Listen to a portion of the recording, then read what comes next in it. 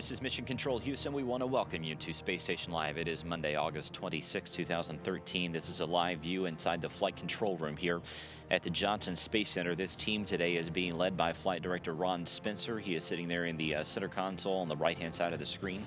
Sitting beside him is today's Capcom, David St. Jacques from the Canadian Space Agency. He'll be the one talking with the crew on board the orbiting complex. The Expedition 36 crew includes Commander Pavel Vinogradov, who is sitting there second from the left. On the far left is Alexander Mazurkin. There in the center screen is Chris Cassidy, NASA astronaut. And right beside him is Luca Parmitano from the Italian Space Agency.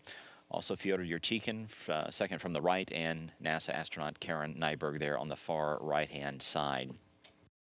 The crew today is working throughout the entire space station on a variety of different maintenance and science tasks. Pavel Vinogradov has been transferring some water from the European Space Agency's automated transfer vehicle into the Russian segment of the ISS. This is done always. The ATV brings up quite a bit of cargo and supplies and also some water for the crew, so they're transferring that over into the tanks and doing some leak checks on the ATV once that has been completed later today.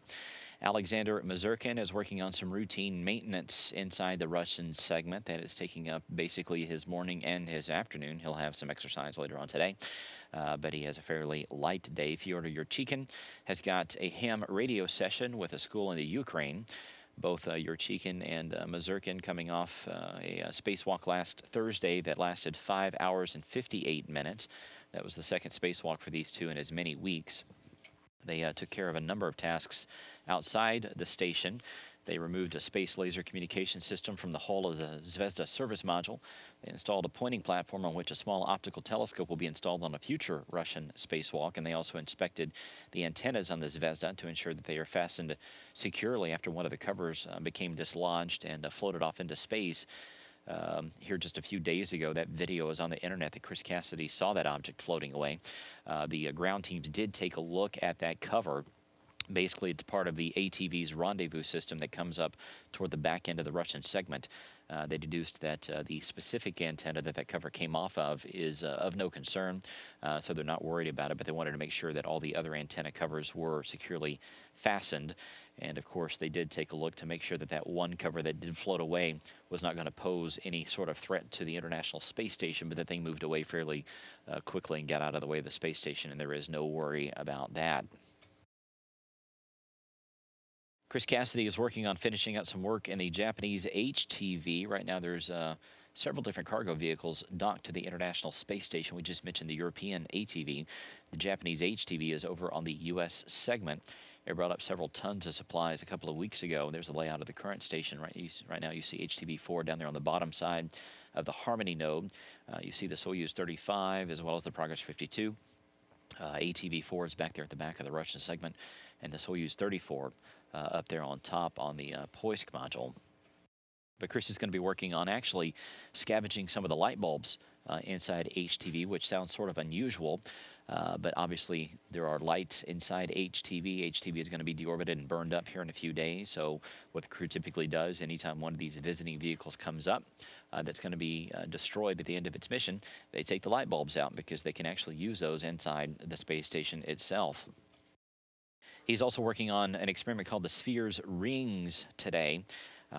Everybody who has ever watched Space Station Live knows about the Spheres experiment. They ran this experiment last week, and he's going to continue powering up and doing some training on this fairly cool experiment that takes a look at how satellites free float and fly in formation up in space. This specific Sphere's Rings experiment also looks at formation flying and also some wireless power transfer to where two satellites could actually swap power with each other without actually touching. This particular experiment, the Sphere's Rings, is run out of DARPA as well as the University of Maryland. Luca Parmitano working on setting up the combustion integrated rack. That experiment continues right now as we go on the air. He set that up so that the ground teams both here in Texas and in Alabama can run that experiment. The ground teams are taking a look at the inside of that particular combustion integrated rack, which you see the full size of it there as we speak. He's also taking some water samples throughout the U.S. segment today. They always do that to take a look and make sure that the water is acceptable and that there's nothing growing in it. Karen Nyberg finally working on InSpace 3. This takes a look at fluids that change properties based on magnetic fields. These fluids have certain things called colloids inside them, which is basically some particles that whenever you add a magnet to it, that actual fluid can become solid. It can change characteristics. This has important implications on possibly brake systems here on Earth in your car and trucks, something like that. Also robotics. These kind of colloids could also be used in bridges and buildings to help them weather through earthquakes or items of that nature. She's also transferring some items from the HTV that'll take up later on this afternoon. The ground team's also working today to work on some robotics. We're going to stow the special purpose dexterous manipulator, or Dexter, as we call them, later on today. And then they're going to take the Canadarm2, the station's robotic arm, and walk off to a different part of the station. The exposed pallet that came up on HTV, which is sort of the center section of that cargo vehicle that brought up unpressurized cargo, is currently attached to the forward end of the Kibo module on the exposed facility that's sort of the front porch of Kibo. It's going to be returned, and that tray is going to be slid back into the HTV coming up on Friday. And then HTV is actually going to be unberthed and released on September the 4th. It'll hang out in space for a few days, and it'll be deorbited coming up on September the 7th.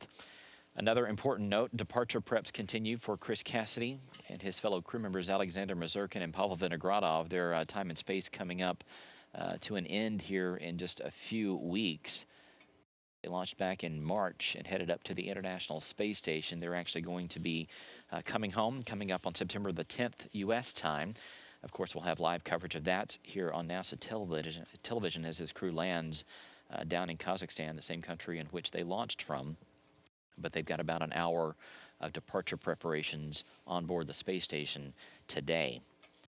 Of course, as one crew goes home, another one gets ready to come up. Mike Hopkins and his fellow crew members, Oleg Kotov and Sergei Ryazansky, are reviewing procedures today at the Gagarin Cosmonaut Training Center in Star City, Russia, for next week's final qualification simulations. They basically have some tests they have to go through, and they're getting ready to launch coming up at the end of September.